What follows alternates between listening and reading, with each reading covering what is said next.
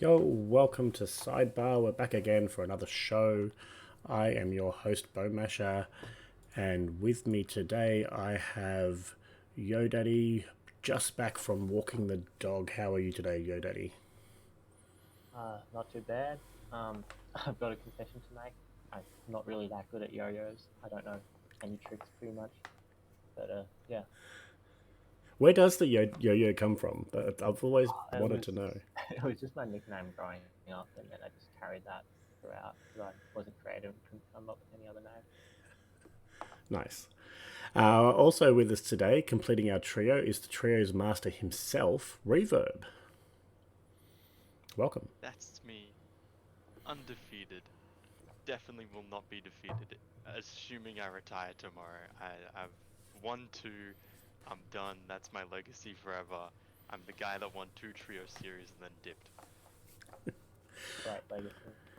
Well, hopefully you get another win this week, and you can catch all of the trio's action later tonight on Hearth Centre, as we will not be covering that series today, but we will be covering all of the other THL action, and we're going to jump straight in to Wild Series.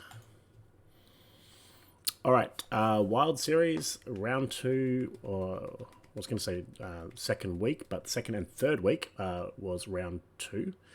Well, I guess we'll kick it off with Player of the Week. Reva, would you like to tell us who Player of the Week was for Wild in round two? I would love to. This player of the week. I repeat, this is not a drill.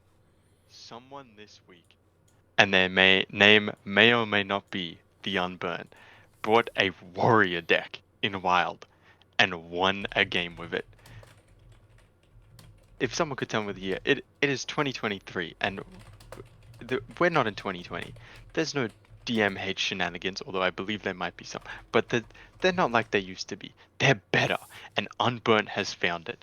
The only player in week two who decided to bring Garrosh and play with him this week, and it was the correct call, obviously, because his warrior deck helped him win a close series and win against Agripeast in the fifth game. The icing on the cake is that this was against none other than our week one featured player, Pigpen. Warrior has come and has defeated our own treasures that we have shown on this show.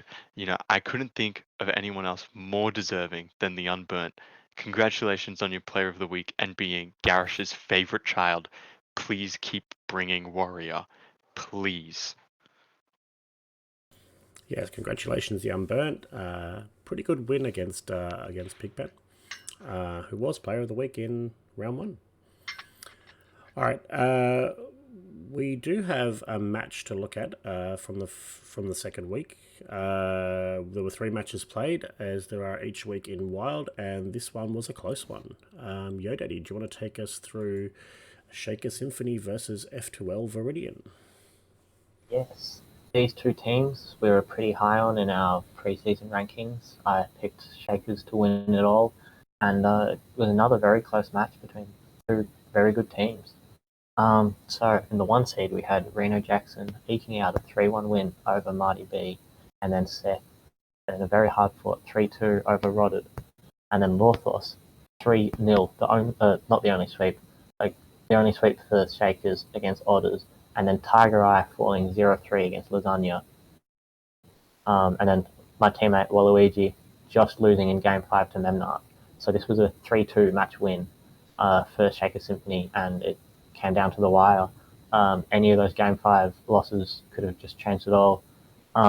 Yeah, so just incredible players on both teams here. And yeah, it was just incredible wild matches. And Shakers just happened to get the win, and that puts them to the top of the Green Conference. So very well done for them. Yeah, we expect to see these guys both in playoffs, both championship franchises have had a lot of success, so not surprising to see a close match here.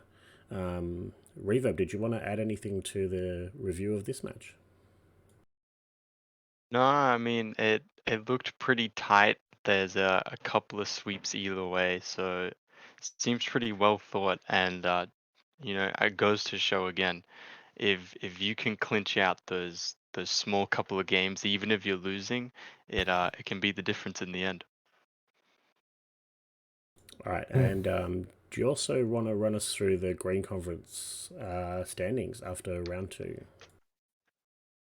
I I certainly can. And what we kind of want to take note is, because Wild has buys, you want to more look at the orange column per points per week next to team record. So Anoyo Punk Music are technically at the top. They've played 1 week and they absolutely smashed it, 21 points.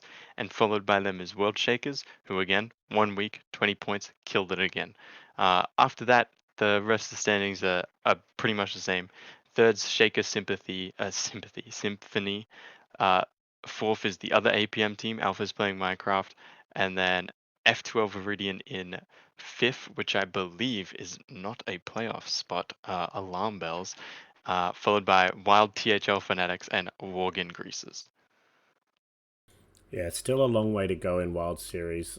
Each team's going to play 6 matches, so a couple of teams have played one. A lot of teams have played two.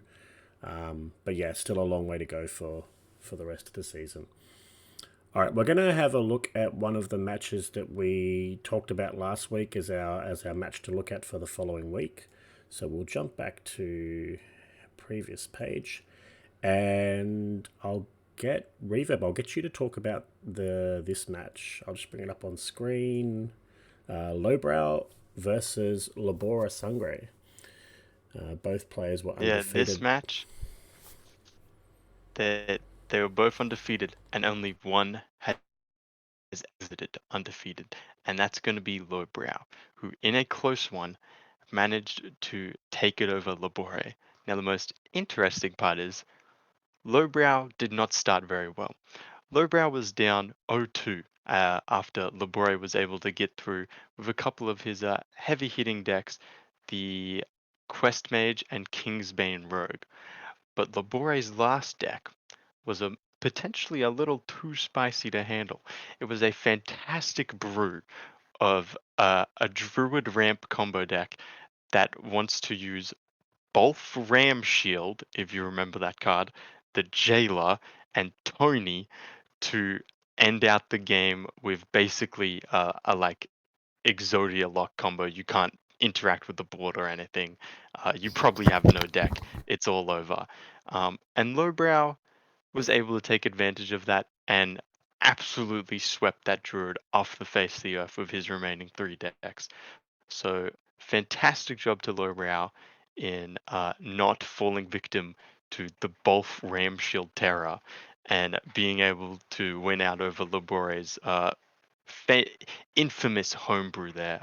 Love Labore's deck building, but unfortunately did not pay off this time. Yeah, so for anyone that doesn't know Labore, he does brew up some really good decks, and I absolutely welcome anybody to go and check out that deck list at THL website. Go back to Wild Round 2, check out Labore's decks, and yeah, Bolf Ramshield, definitely a safe craft there, 1600 dust.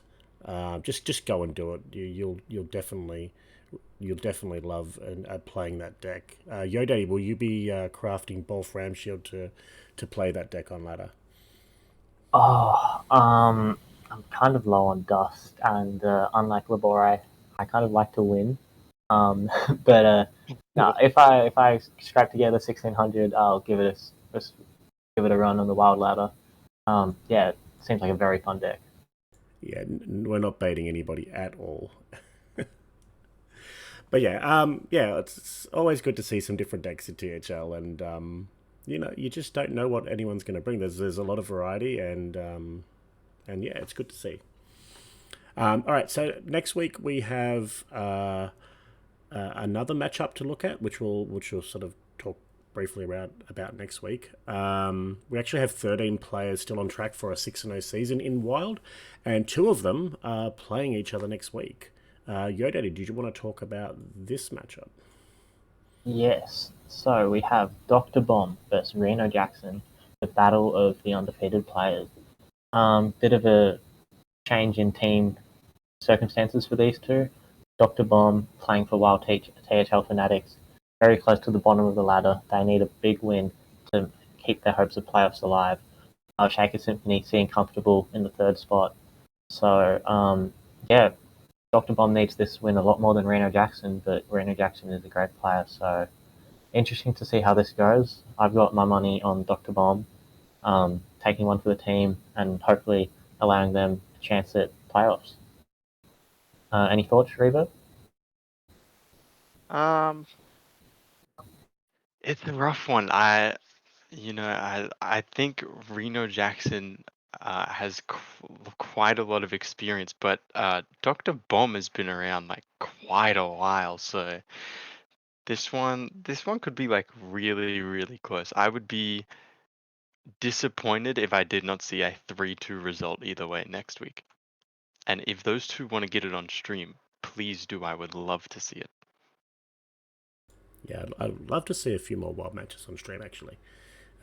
Love watching a bit of wild on stream. Geranium says he's always on stream, but yeah. All right, from Wild, we're going to move on to our standard series next. So we'll be jumping into Pro Series to start with. So we saw 25 buffs and 4 nerfs after round 1, with Death Knight being reworked so it doesn't offer triple rune cards on Discovers. What impact did this have on Pro Series lineups? Yoda, did you want to talk us through the Pro archetypes that we saw in round 2? Yes. Well, there was a decrease in Blood and Frost Death Knight because they were the most reliant on discovering like extra Vampiric Bloods or Phosphorus Furies. That led to a rise in Unholy Death Knight, the third Death Knight that was kind of overshadowed by its two big brothers. But that has just absolutely dominated, been the most banned, the most brought, and almost the highest winning deck. Yeah, that's clearly the biggest change in just the Death Knight class, but there are still 9 other classes. And the biggest winner has to be Spell Demon Hunter. It hasn't been touched by any of the buffs specifically, but just the change in the meta made it a lot more popular, and it's been banned almost half the times it was brought. None of the other buffs have really made that much impact, sadly, but Miracle Rogue is still going strong. It hasn't run any of the new buffed Rogue cards, but it's been working for the better part of a year, so just keep making the big ghosts. Yeah, the buffs haven't had that much of an impact, sadly, but the meta itself has shaken up quite a bit, so overall, acceptable balance patch. Yeah, yeah. When you're looking at the stats, like for example, you look at the Unholy Death Knight. There, you've got 24 brings, 16 bans, quite a few bans, 7 wins. So only one person brought Unholy and couldn't get a win with it. You can see with a lot of things there, like even Spell Demon Hunter, 12 wins, 19 losses, but that's 12 wins for the 12 that weren't banned. So they still got a win in that lineup. May have taken a couple of games to get that win, but the deck did get a win. Reverb, did you want to talk about anything in particular with this? Is there anything that you've noticed that stands out? You touched on what I was going to point out with the Unholy. There hasn't been major shakeup because of the patch. There's a few minor things like Frost Death Knight has more dropped off to the middle. Unholy out of nowhere has gone from forget about it, not a good Death Knight deck, to absolute stonks, best thing you can bring in the whole entire class. Um, Another one is Face Hunter. I'm pretty sure Hunter was fairly dead in the water pre-patch for THL. Not many people were really trying it out or bringing it, and even though 9's not a huge number, it's definitely more than I thought it was the other week. Same with Totem Shaman. Both of those decks, although Face Hunter's done just a bit better than Totem Shaman, yeah, those two classes really were not seeing any play at all, and a little bit of play is better than none. I would like to point out Mage is not doing good. that 4 or 5 of the Totem Shaman and the Face Hunter brings were all brought by my team, and we got absolutely swept. So maybe it's a good thing that other people weren't bringing Face Hunter and Totem Shaman, because they just didn't perform that well for our team at least. Okay, I might have been gaslighting chat for the past 5 minutes on Hunter and Shaman then, but that's fine. You guys can bring it. It'll work out.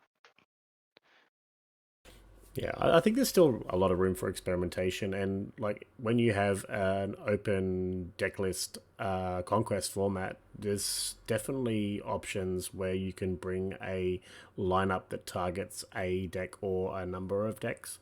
So you know, it's there's a lot of classes and there's a lot of decks that can get you in, as we can see with some of the ones that were only bought like 1 or 2 times. There's warrior, warlock, weapon rogue, even. These thief priest, extra large thief priest. These decks are all brought, a small number of times. Hero power druid, 1 from 1. Big demon hunter, 4 from 4. 4 wins from 4 brings. There's lots of options out there. Speaking of warrior and warlock, we're going to have a look at a lineup that was brought last week as our feature lineup, and I'm going to get. Well, I'll start talking about it to start with. So this lineup was brought by Edelweiss. It won 3-0. It features both a warrior and a warlock, and it does not feature a death knight. Yeah, 1-3-0. Mage was banned. I'll start with YoDaddy. Do you want to have some comment on this lineup? Yeah, so this is bringing the big demon hunter that exploded just around the patch, and it was like at one point the highest win rate on ladder. We just saw that in THL it only went 4-3, so not the greatest win rate, but it gets the wins when it needs to, and it clearly worked for this lineup as well. And then we've got one of my favorite decks in Rage Warrior, which again hasn't been performing that well, but for the few people who did bring it, it's gotten there. It's gotten the win. Yeah, Warrior proving that it can get it done in small doses. And then a very unique bring in Implock, which I think was one of the only Warlocks to be brought.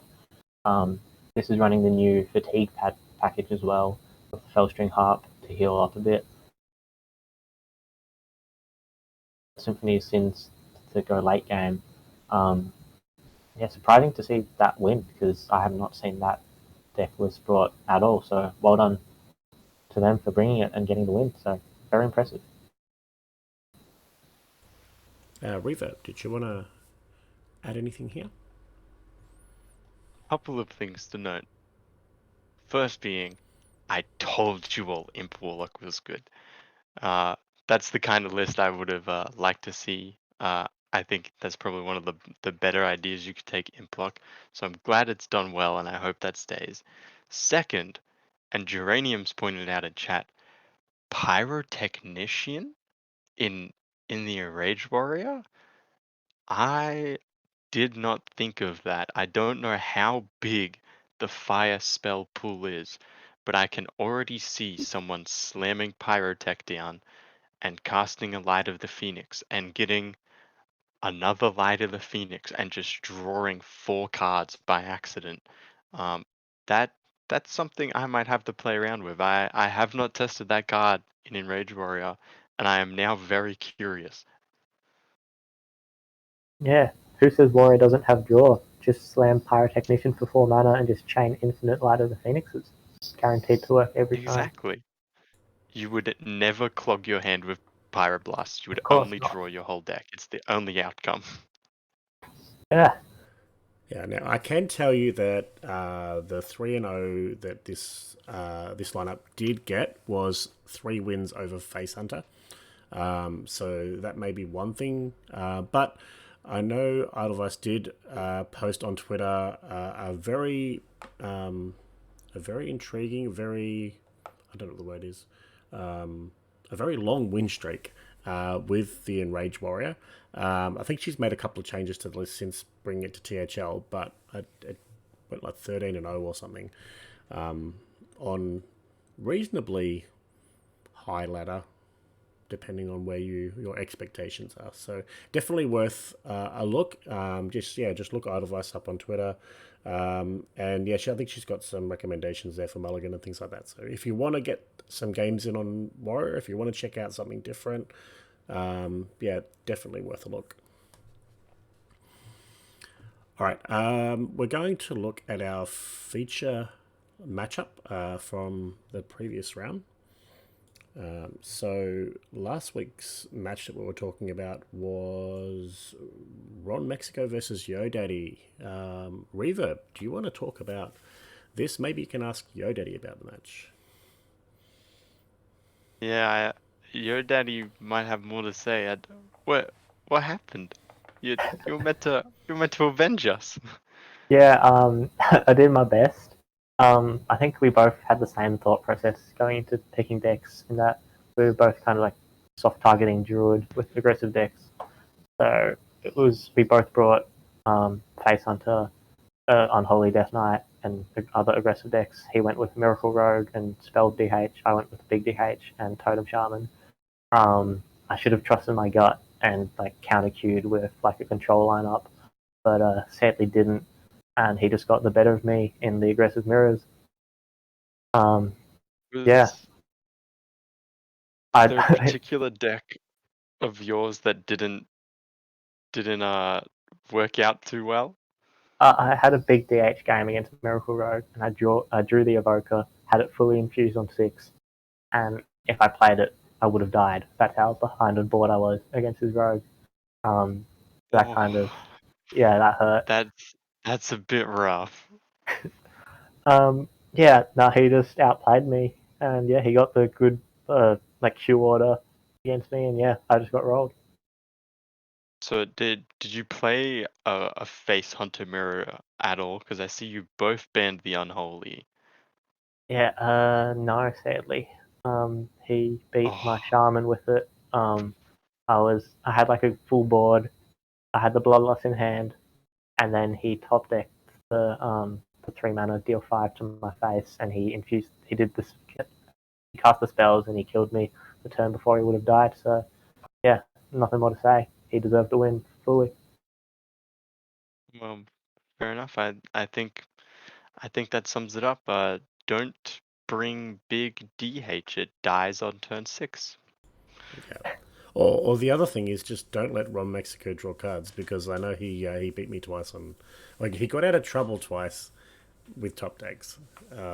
So yes, I feel your pain. I feel your pain, Yo Daddy. But we've always got another match next week. And speaking of our match for look at next week, we have got this beauty to look at. Yo Daddy, do you want to talk us through this match? Yes. So this is another match of 2-0 players against each other. We've got Rebobson versus World 8. Pretty sure World 8, this is his first season in THL and just absolutely steamrolling the competition versus Rebobson, who pretty sure he's been here since THL pretty much began, I think. So we've got the newbie versus the Grandmaster. Not the Grandmaster, just the old hand. And yeah, will youth or experience win out? My money's on Ray Bobson. He's played me a lot of times. He's a very good player. Yeah, it will be a very interesting match. Yeah, Reverb, any comment? I refuse to not back my boy World Dead. I've got to go with the fresh blood. If it's just going to be a good match. I don't think there's going to be balance changes to shake anything up in the next 2 days. So these guys have been playing with the current meta for a couple of weeks, and it'll be pretty big. If you want to snipe some lineups or decks for this week, check out this match. When they submit, steal their decks. May as well. They both prep well. They both understand the meta at the moment. I think it's going to be pretty good. Yeah, giving away my prep for Wild for the last like 7 seasons. That's all I used to do. Just copy somebody else. You don't have to do any prep that See way. Corbett We've always lineup, been- copy Still- Corbett yeah. lineup. Steal Corbett, yeah. That's it. But there's no Corbett Yeah. now, so that's why I'm not playing. I can't steal his lineups anymore. Yeah. Shout out This to is our why boy I also Corbett. dropped out. All right. From Pro Series, we're going to move to closed deck list series. We're going to jump across to Hero. All right, so Hero Series, a little bit of LHS, a little bit of you win with a deck, your opponent has to lose against it 2 more times. That's how it works, I'm pretty sure. At least that's how it works when my opponent does that to me. What we're going to do first is go through the class brings for round 2, and I'm going to get Reverb to talk through it. Reverb. We are looking at some lovely, lovely decks. Now, you can see a couple of things. Still a lot of Death Knight, still a lot of Demon Hunter. They're really, really broken. You may as well bring the best ones. There's no reason not to. Miracle Rogue stonks. Very, very down. This deck performed exceptionally well over in Pro Series. In Hero, apparently cannot catch a break. 1019, not the best. It's not the worst either, but it's definitely not the showing it had in Pro. A very other sore spot, however, Druid. Druid Druid did not do well. Um, is is an understatement. This class had 21 brings, and it was only banned 3 times, which means 18 people had the option to play this deck, and it lost 11 times. The 3 wins, I'm not sure if that's just one sweep or not, but like there there are people that brought Druid and couldn't even play it because or people that brought it and couldn't play because they'd already won with a different deck, but they would have been lucky because this deck looks like it loses more than it wins. It is not a good showing at all. Mage and Paladin as well. 1 win apiece. Low numbers on the brings already. So Paladin not looking too hot. Everyone knows what Paladin is. If you bring it, it's going to be pure. Warlock, the saddest of us all. We've reached a day where Warrior is more popular than Warlock. It's it it's a bit it's almost a bit sad. As you can see, it's really dominated by the main 4. And interestingly enough, Rogue is the 4th most popular despite not being the most diverse. I would have thought Druid is more diverse than Rogue, but obviously Druid's not doing well, so you may as well bring Rogue instead. Um, so a bit of a strange table, but it tells the story that is there, I guess. Yeah. If you look at the win rates, only 3 classes had a positive win rate. We've got Death Knight and Demon Hunter absolutely dominating. And then we've got Hunter of all classes with 7 and 4. And then Priest got brought a ton and had a 50% win rate.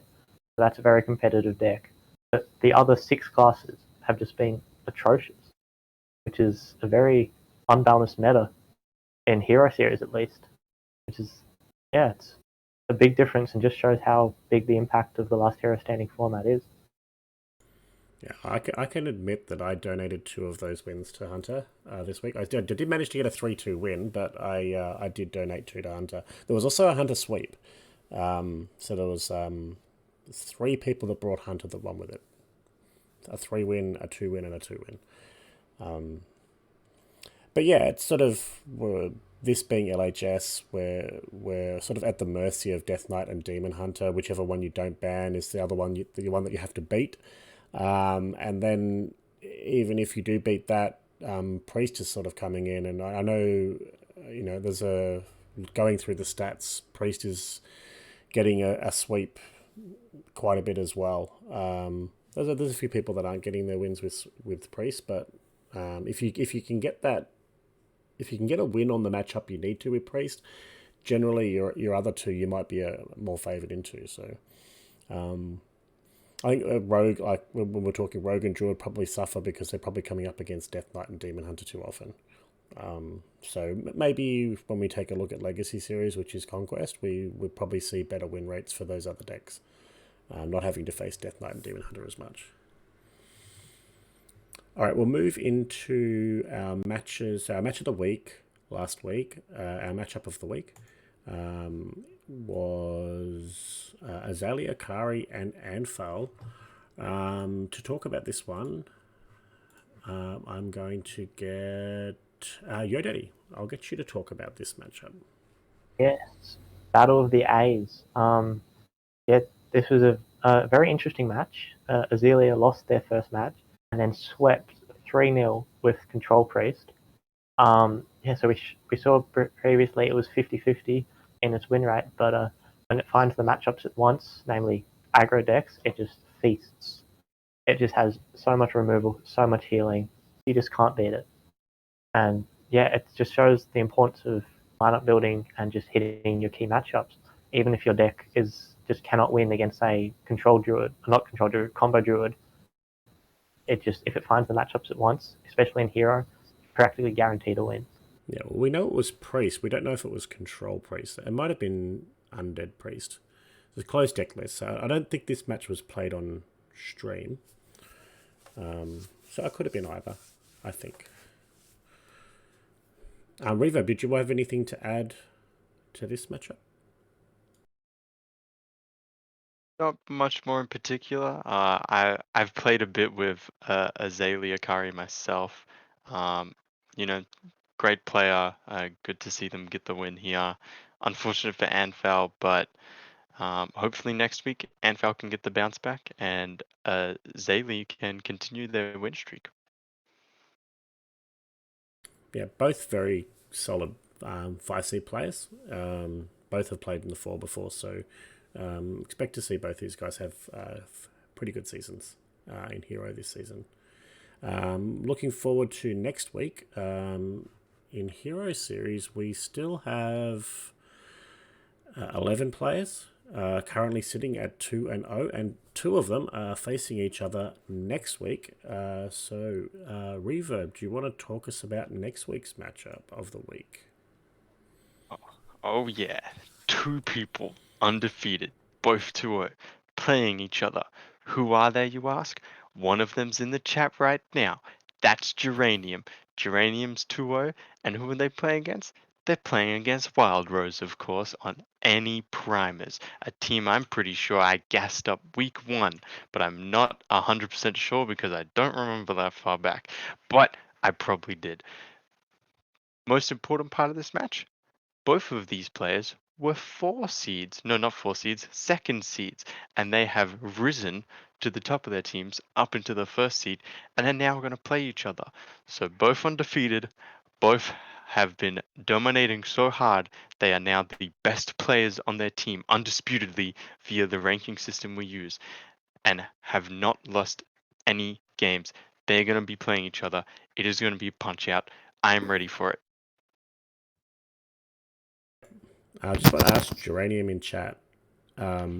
If you win this match, is this you? Will this be you reaching 550 PR cap for the first time in any series? I'm pretty sure it probably is. So I think what are you 545 at the moment? So Yep, just need 6 more PR to reach 550, and a 544. win usually gives a lot more than 6. So Yep. yeah, very likely. Best of luck. Yeah, I'm looking forward to seeing how this match goes. And if you win and it's a non DQ, it'll be your first 550. Yeah, awesome.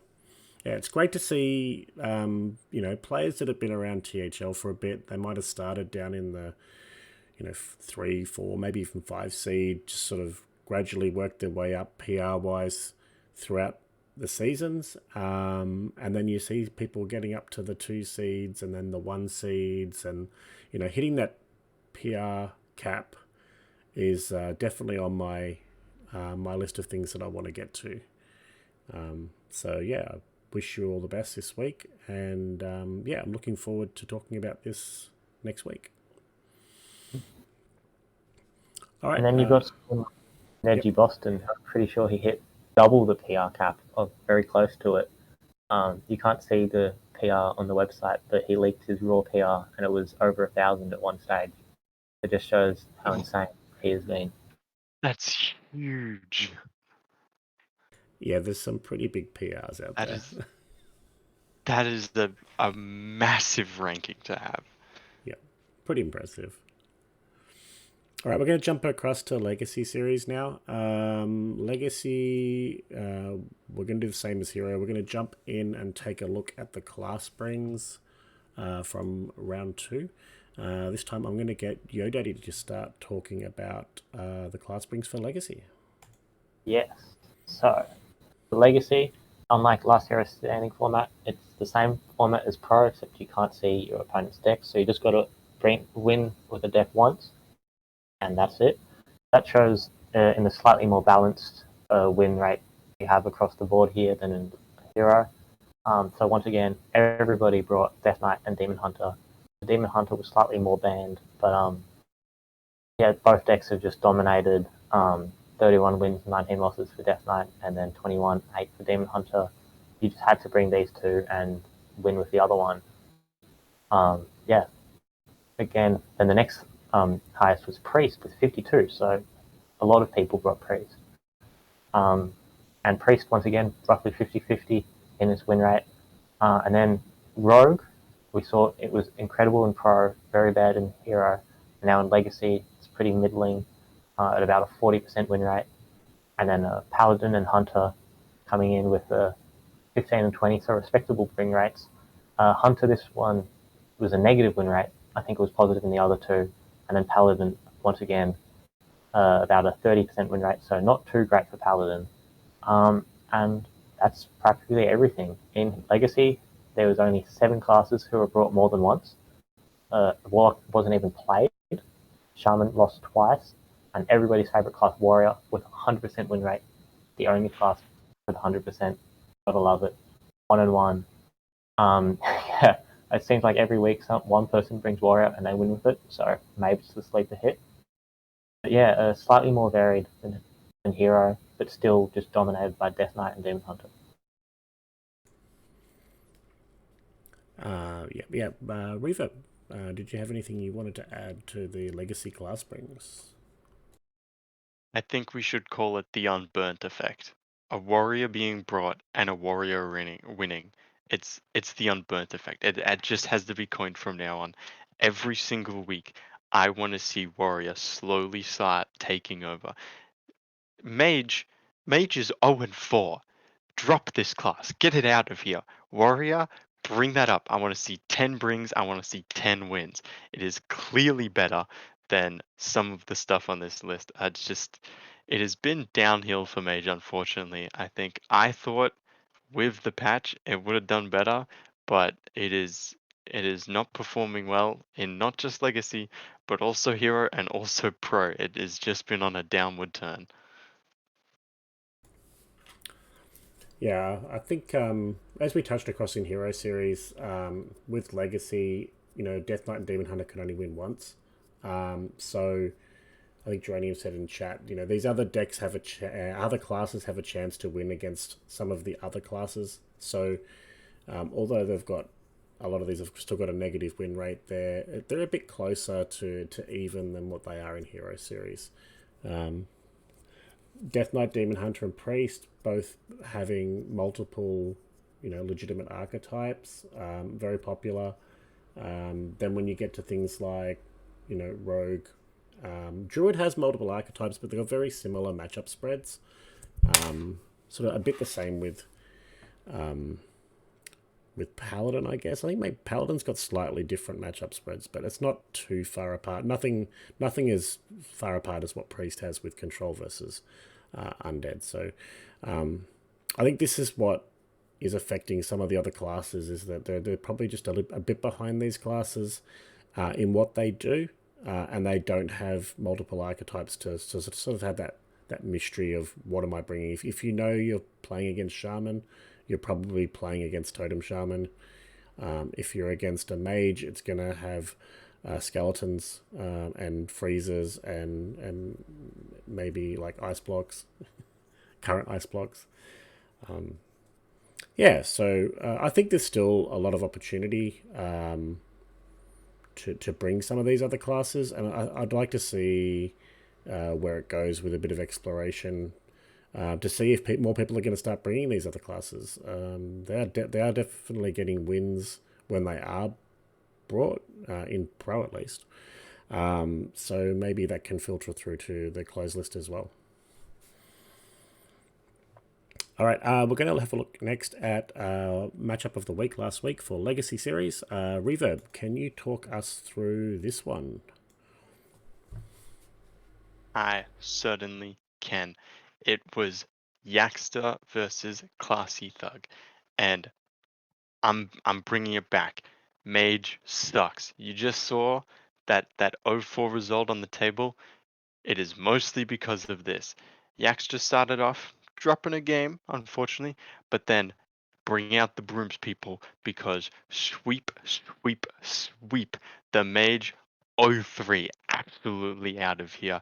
Yaxter got all three of his classes through over it. It was his demon hunter, his druid, and his priest that he all managed to get through over the mage. Um, Not sure what the lists were because it is legacy, but you know, just just a bit unfortunate. I would have thought Mage could maybe get one of them, but no, not to be. Demon Hunter too strong. I think Demon Hunter probably beats anything in the game though, so not exactly unexpected. Good win for Yaxter.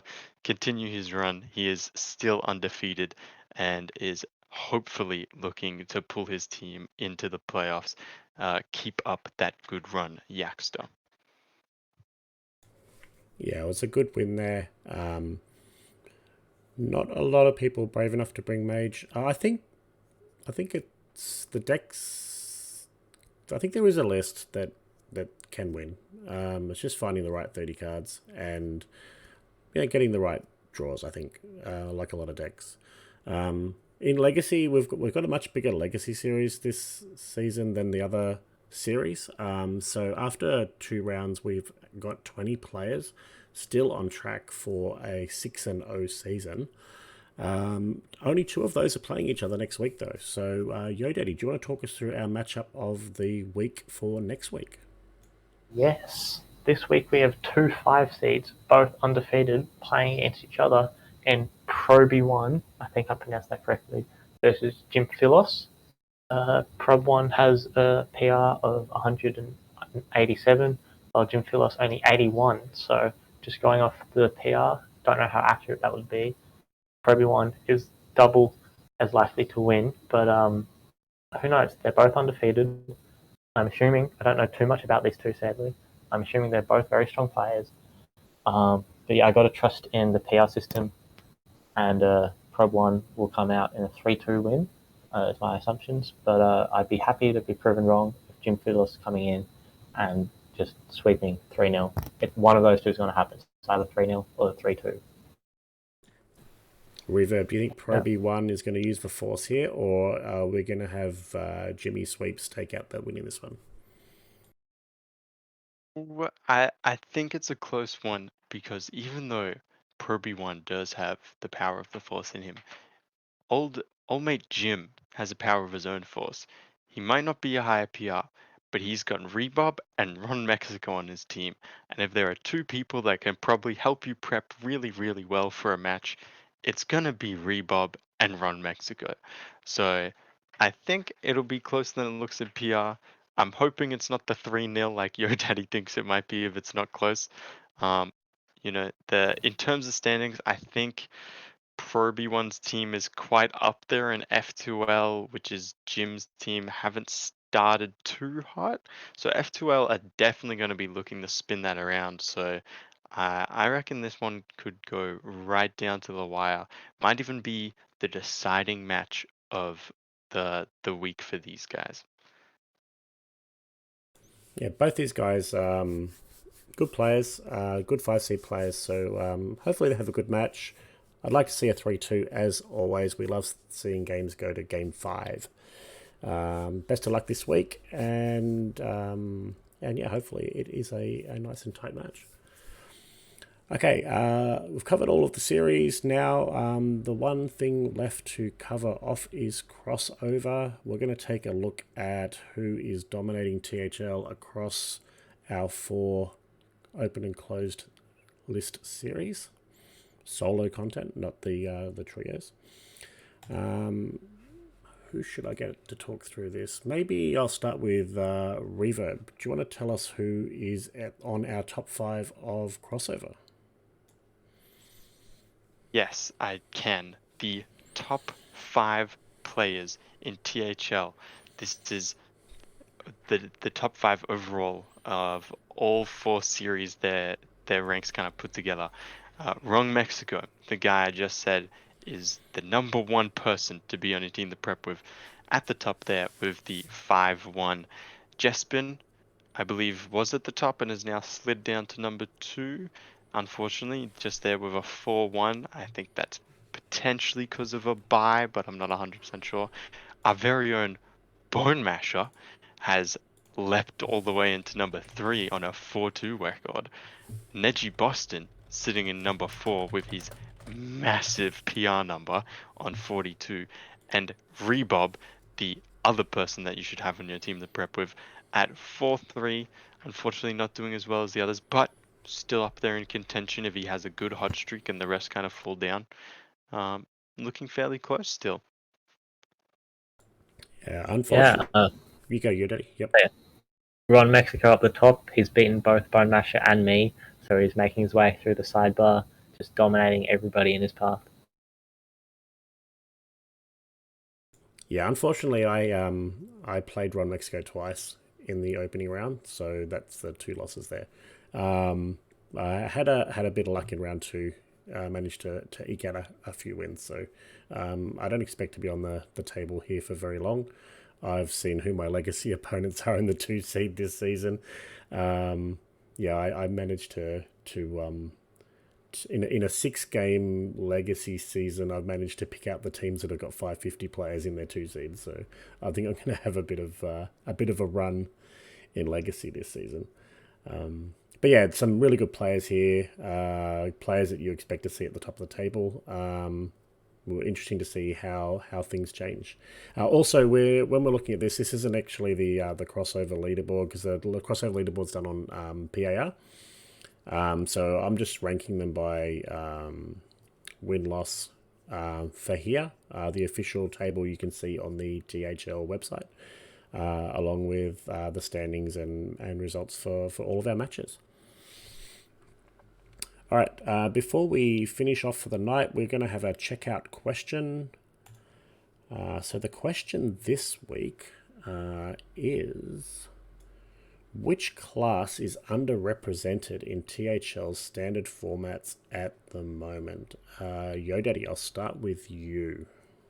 I've been harping this all night tonight. Warrior. It's got some actually good decks. Just everybody's petrified to bring it. It's got Classic and Rage Warrior, which has been, I think, like 0.1% play rate for the past year, but consistently putting up big numbers. And thankfully, after the buffs have actually done something, because now Menagerie Warrior is a real deck. There's this card called the One Amalgam Band. I don't think anybody's ever played it on ladder, but it's actually incredibly busted. You just play a bunch of different types of minions. You get a 6/6 with Lifesteal, Rush, Wind Fury, Poisonous, Taunt, Divine Shield. You just heal up for a bunch, you clear the biggest 2 minions, and then you've got a must-kill minion. And if you play Amalgam of the Deep on a Quillbore, since there's only 4 Quillbores available to discover in Warrior, you've got a 75% chance of discovering even more Amalgams of the Deep. And now, thankfully, that Nelly is buffed again, you can discover Amalgam because it's a pirate as well, and you can have a 5-mana Amalgam. So you just keep stacking them up, and then you copy them with Voon, which is also buffed. See, the buffs are actually doing stuff in this deck. And you just play like one after the other, and you just grind your opponent out. I had a game against a Blood Death Knight. I think we got to like turn 20, and I just kept pumping one out a turn, and just eventually hitting face for 12 each turn because they had Wind Fury and they couldn't clear, and I just won. And it's a really fun deck. And yeah, I hope to see it at THL. I think I'm getting baited. Reverb, Which class is underrepresented in THL standard formats at the moment? What do you think it is? Initially, I was thinking mage because I kind of like mage. However, mage is representing itself very well as being bad. And so I was also going to say warrior, but for the sake of diversity, I'm going to go hunter. Although hunter isn't as diverse, there's some experimentation with some big beast kind of builds that aren't the best. Aggro hunter is very, very good. You should try it out. You can play around with a few cards, try some things you like. Some people like Big Mr. Mukla, others like some flavor of Pozic or a different weapon or something. Go try it out. It's very good. It's somewhat fun depending on how you like to play your games. You just drop a card, doesn't matter what card. If the minion lives, you then proceed to buff it with bananas and biscuits until it is far too big, and you drag onto the opponent's face and you hit it. You hit it for 6 damage, then you hit it for 6 damage again. You just keep hitting it for more and more damage. You equip a weapon. Weapons don't go on minions. Then don't believe anything you ever hear. It's all lies. Weapon, face. Just put everything face. No one has healing in this format unless you are specifically an amalgam band played 50 million times. Go face, go face, go face. It will work. Please try it out. Yeah. Thanks for the recommendation there, Ron Mexico. For me, I would have to say that the class. Oh, actually, there's two. There's two classes which are underrepresented in THL standard formats at the moment, and they are Death Knight and Demon Hunter. Because, to my surprise, not everybody is bringing both Death Knight and Demon Hunter. So, if you're not bringing Death Knight, you are not bringing Demon Hunter. You are underrepresenting those classes. You should be bringing them every week in all three formats. Maybe not Wild, but definitely in the standard formats. But yeah, in all seriousness, outside of that, I probably have to lean towards Hunter. I think Hunter's got, it's got a game plan that's maybe a little bit better than some of the others. I know I lost to it a couple of times this week. Maybe that's just me, but I think it can do okay. I think Face Hunter can do okay. Don't go too big into the big beasts. Don't. Yeah, there's a build out there that's good. All right, Yo Daddy, did you have any final comments before we get going? I think we've covered all the underrepresented classes. I think we've just seen from the stats that Druid is, if anything, overrepresented. It's just not getting the wins. It's like at least 20 people were bringing it, and it had like a 20% win rate. So just a tip for next week: don't bring Druid. And Revo. Second tip is don't bring mage. It went 0-4. Don't do it. That the other thing is, thank you for coming to my Face Hunter TED Talk. Mork. Smoke. All right. Thank you very much to my hosts for another episode of Sidebar. If you have any matches that you want to have streamed, head to the THL Discord, hit up Saku for Friday, Wild9 for Saturday, or Saku for Sunday nights. We love getting matches on the stream. We love watching some Hearthstone on THL. On the show. So yeah, head to the THL Discord stream match requests channel and get yourself on. Have some fun on the stream. Tune in again later tonight for Hearth Center tonight at 9 p.m. Eastern. You can catch Lotus Knight and the crew to review the trio series as well as the standard series. Have a look at the ladders, have a look at some matches last week, and you can catch the ad, which we all know is going to get wrecked again this week. More than that, I won't be here next week on the sidebar, so if anyone wants to join in with Reverb and Bone Masher, two amazing hosts, there's a spot open, so see you next week. I think he just You invited. too can gas up Warrior with us. I think he just invited Nubs. We'll see.